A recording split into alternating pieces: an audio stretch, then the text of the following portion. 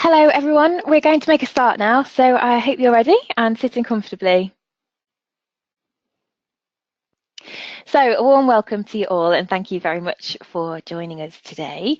As always, just going to start by making a brief introduction for anybody who hasn't joined us before or who hasn't met us in person. So my name is Karen Faulkner and I'm the HR Knowledge Manager at HR Solutions and I'm the lead presenter today. And I am also joined by my colleague, Atim Arden. She is the Digital Marketing Executive at HR Solutions. She's on hand just in case there should be any technical issues experienced by anybody. Then you can send her a message in the dialogue box on the side. Equally, you know, if you do have any questions, then please do pop them through to us on there.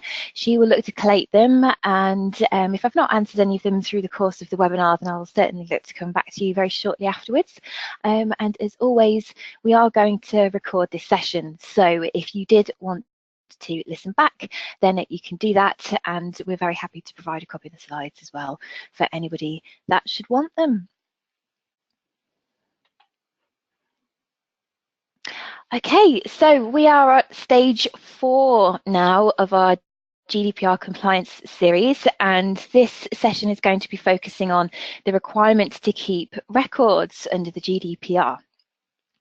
Now, this is going to be a fairly successful session today, so it's probably going to last just over half an hour or so, and during the course of it we're going to look at what's meant by record keeping, just to clear that up for anyone who's not quite sure exactly what we're talking about there. When it's going to be required, who might be responsible for that in your organisation, and then of course the all important what actually needs to be recorded so that you can remain compliant, and how you might go about keeping adequate records. Some pointers at the end for you there.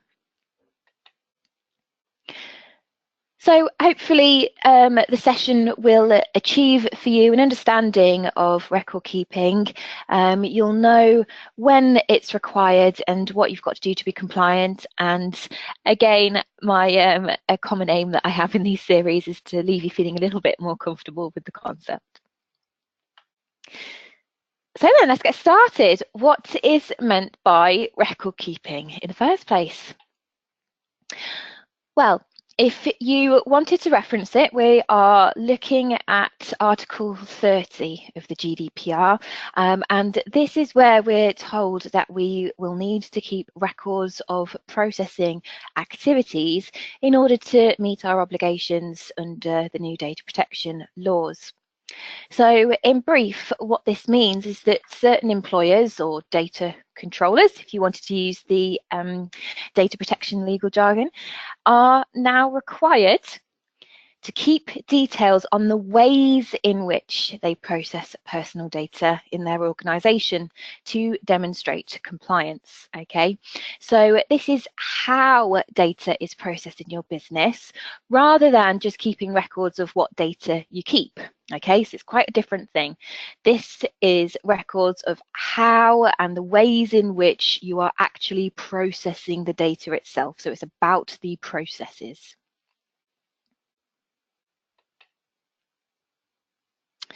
Now, under the existing directive, so under the Data Protection Act, one of the requirements for a company setting up offices and operations in Europe was to notify or register themselves with the relevant National Data Protection Authority. So if your key decisions for your business are made in the UK, then that is the Information Commissioner's Office, or the ICO.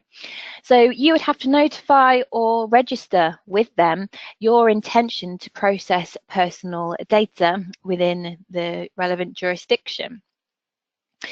Now, one of the advantages of this regulation is that that requirement is actually going to be abolished. Okay, so with effect from the 25th of May, that will no longer be a requirement. Okay, but we've got to be careful to still meet those obligations up until that point. Indeed, it can be a criminal offence actually in some jurisdictions. But from the 25th of May, that will no longer be a requirement. Okay, instead, we have to do this record keeping. Okay, so data controllers will need to keep their own records of their processing operations. And in essence, this is very similar to the sort of information that you would have been required to provide when you were notifying or registering with the ICO, or whoever it might be, of your intention to process personal data. So I imagine many of you, if not have done it personally, but certainly your organisation will have registered with the ICO already, and so will have provided this sort of information at some point. So hopefully this exercise and this legal requirement is not going to be something that is actually terribly new to you, and hopefully is actually going to feel somewhat familiar. So is there a catch? Does it sound a bit too good to be true? Well, no, there is no catch, really. All that's required is that you make the records that you keep available to the supervisory authority that you belong to if they request it of you. Okay, and that if they do make contact, that you cooperate with them. So no, there is no catch to this. You just have to be helpful as and when it is required.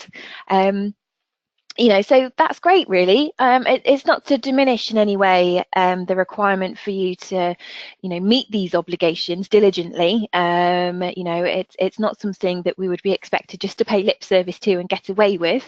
You know, certainly if we were asked to provide it, I imagine there would be a dim view, you know, on any significant delay or any lack of detail. But, you know, otherwise, this is some relatively good news, actually, with the GDPR. So what does this actually mean in real terms then? So I just wanted to paint a bit of a picture for you to try and demonstrate the sort of thing that we're looking at here, so we're all on the same page. I mean, this document or documents, they're going to be private records, okay? They're going to be internal. They are not something that you're going to have to share with staff, you know, or make public in any way. This can very much be, you know, a business management sensitive document. It's something that would have to be in a written format, and, you know, that can be electronic. And I've just underlined that just because that is something that is stipulated in the regulation, it must be written, okay? Presumably because it would not be sufficient if you were contacted by the authority and you relayed, you know, how you, you know, detail the processes that you have verbally. You know, that's not going to be acceptable. You would need to present them with some documentation. So once you've then completed these records, you would just look to file them, and, you know, that potentially would be it, really. You know, they're just something there that you keep for as and when you need them. You're probably only really going to be digging them out if you need to update it for any reason, you know, or there's some sort of special occasion that would require you to delve back in and have a look. And fortunately, there is a prescribed list of what must be included in our records. So we have got quite a clear picture of what's required of us and you know, where that needs to be within an organisation, which is great. Okay, so this hopefully is going to be one of the slightly more straightforward requirements of the GDPR going forwards. So this moves us then onto the next section, and that's just looking at when record keeping is going to be required. Okay, so who has to keep records, or when do we have to keep records of processing? Well, you would have to keep records of processing if any of these 3 bullet points apply. Okay, so let's have a run through. If processing personal data is likely to result in a risk to the rights and freedoms of data subjects, then you would have to keep records of processing. Okay, and that risk element and the rights and freedoms aspects is something that we've discussed in previous webinars if you've watched them.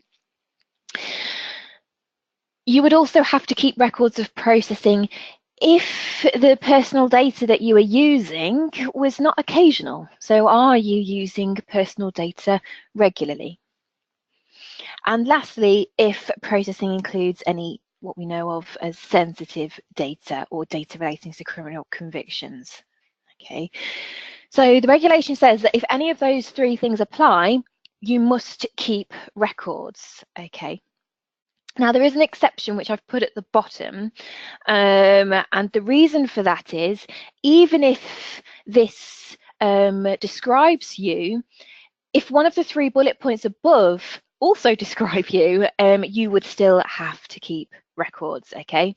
So if you felt that neither of those 3 bullet points applied to you and you have fewer than 250 staff, okay, then you would not have to keep records of your processing activities. Okay, so I organised it that way round because actually, and you might agree with me, it does seem that those 3 bullet points were pretty much going to apply to nearly everybody, really, particularly those with an interest in the HR. The regulation is actually written in such a way that it says, you know, that only businesses with 250 or more staff will have to apply, unless there are any of those 3, you know, and it's a bit of an odd way around because, actually, it seems that the International Association of Privacy Professionals, or the IAPP, actually agree with this because their guidance is that it seems rare, you know, that this exemption will ever be used, really, especially not by employers, because you might agree, you know, I've highlighted there that we need to keep records if processing is not occasional, and if we deal with special category or sensitive data. And, you know, I would put to you that essentially employers pretty much always need to have sensitive data in order to be even able to employ people in the first place, you know, and certainly, you know, any personal data that might not necessarily be sensitive is going to be referred back to on many occasions by an employer. So I do think that record keeping is something that many, if not all, employers will feel they need to do in order to meet the regulations and comply. If anyone was interested in the technicalities a little bit, you know, so that you can try and determine for yourself whether or not you think this is applicable. The regulation is almost prefixed by a number of recitals, and these recitals essentially are sections which explain the articles within the regulation and just try and give it a bit more of a bit more body, really, to it, to help explain what's going on.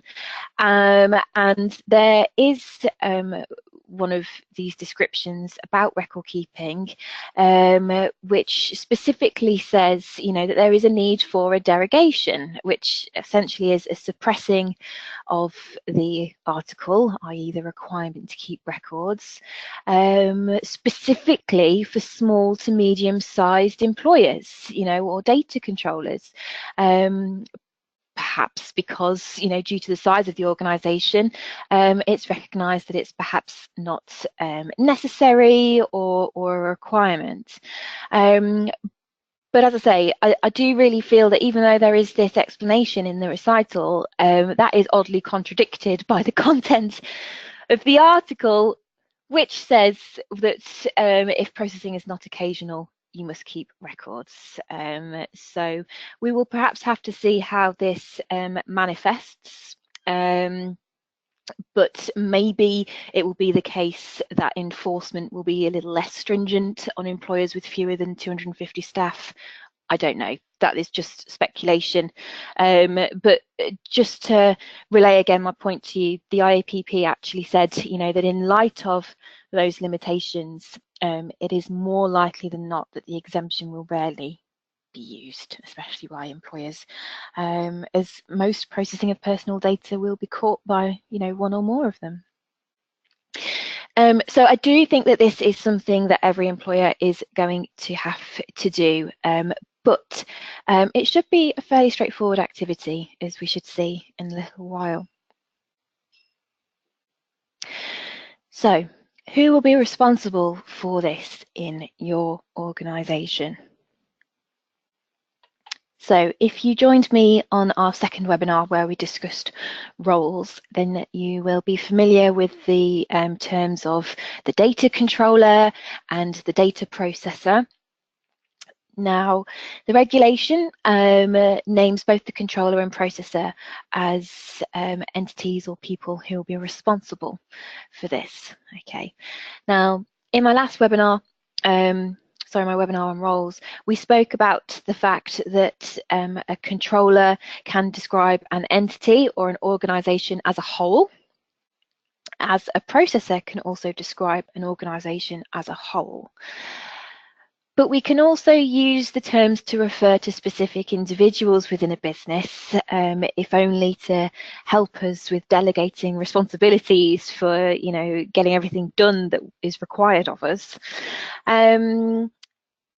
So the article says that for record keeping, the controller, and where applicable, if there is a representative for that controller, shall maintain the record of processing activities for which it is responsible. Okay, now every organisation which is an employer is going to be a controller, at least in terms of its duties to its employees and its staff. Okay, you may also be a controller to other data subjects, such as candidates, but you might also have customers and other groups that you are a data controller for. Okay, so you would need to keep records of processing for those groups too. Okay, so your organisation as a whole is going to be responsible for keeping these records, but I would put to you that if you normally say, for example, that your managing director or chief executive officer, for example, represents the controller or embodies the controller, then that correctly would be where ultimate responsibility lies for ensuring that that happens. If you are a HR manager listening, or a HR advisor, it may well be that you get roped into this task, as is often the case. We have to be good at everything, don't we? Now, if your organisation acts as a processor, so for example, if you were Sage, the payroll software company, and you're a processor for different organisations, then where applicable, if you have a representative too, you would need to maintain a record of categories of processing activities that you carry out on behalf of a controller. Okay, so some of you may need to consider whether or not, as per my example, your organisation also acts as a processor for anybody else. Okay, and if it does, there are slightly different things that you would need to be keeping records of as well.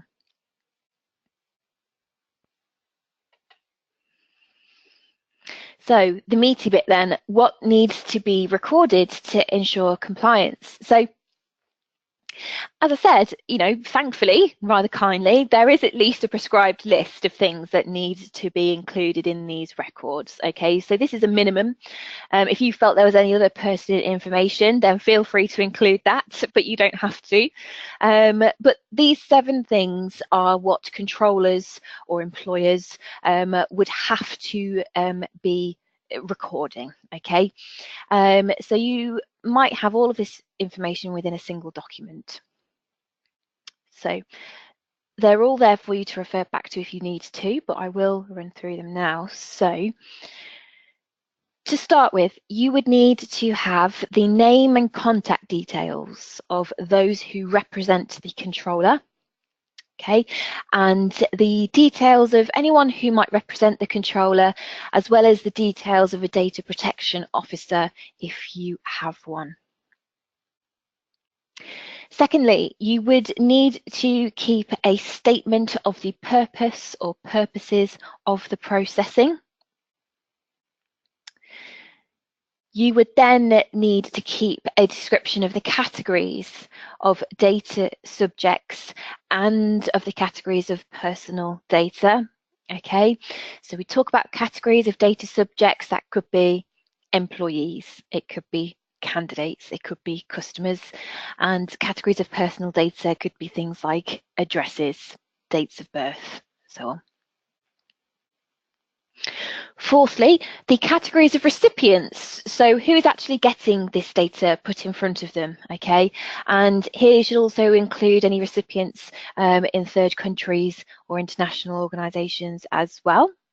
Okay, so who's actually handling and dealing with the data? So that might actually also be other employees, you know, it might be HR teams, it might be HMRC, you know, and so on.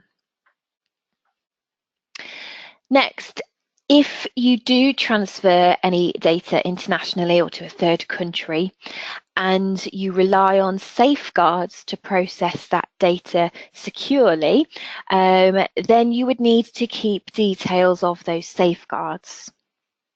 Okay.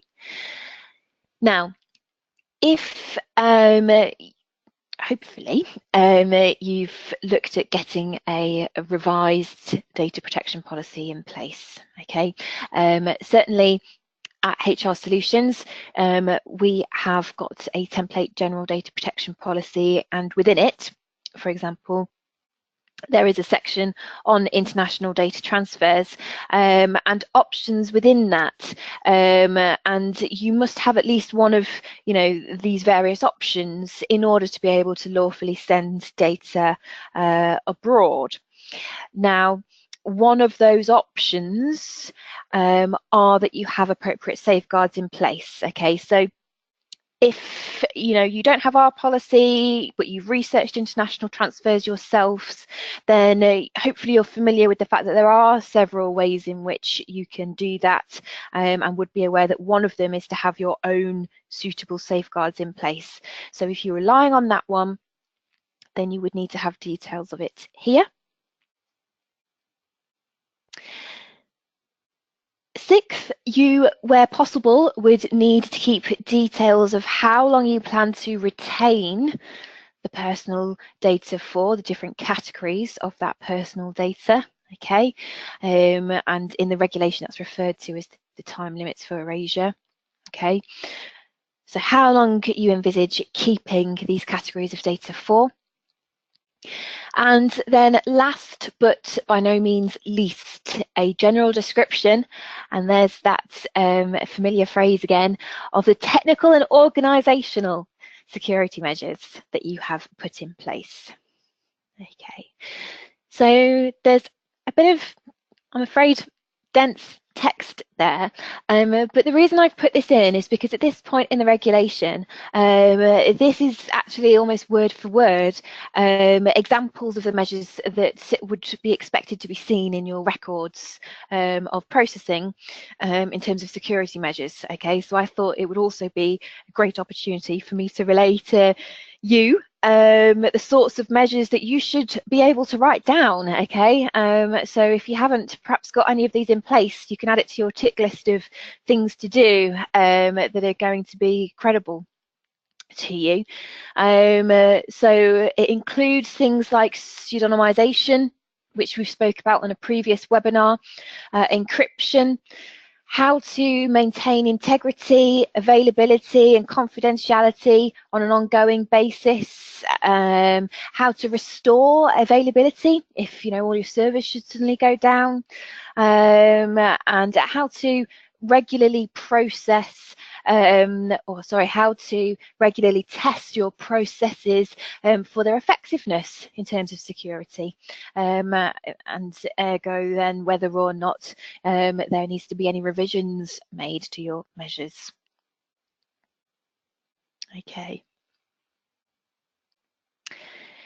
Now then, if you believe that you are a processor as well, then this would be required of you within your records. Okay, so quite similar. But each processor, and if the processor does have a representative, then they will need to maintain a record of all categories of processing activities that they carry out on behalf of a controller, okay? And again, where applicable, the data protection officer would need to be involved here too. So, similarly, you would need to keep the contact details of the processor, the data controller or controllers that we act on behalf of, and I had mentioned the data protection officer, so you would need their details there too if one applies. Secondly, you would need to keep details of the categories of processing that are carried out on behalf of the controller. Again, in terms of any international transfers or transfers to a third country, you would need to detail the safeguards specifically that are in place, if that's what you rely on to transfer the data.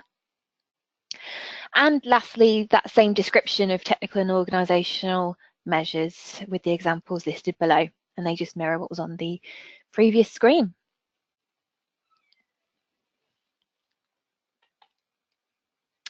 So the last section then, some pointers on how to be keeping adequate records. Okay, so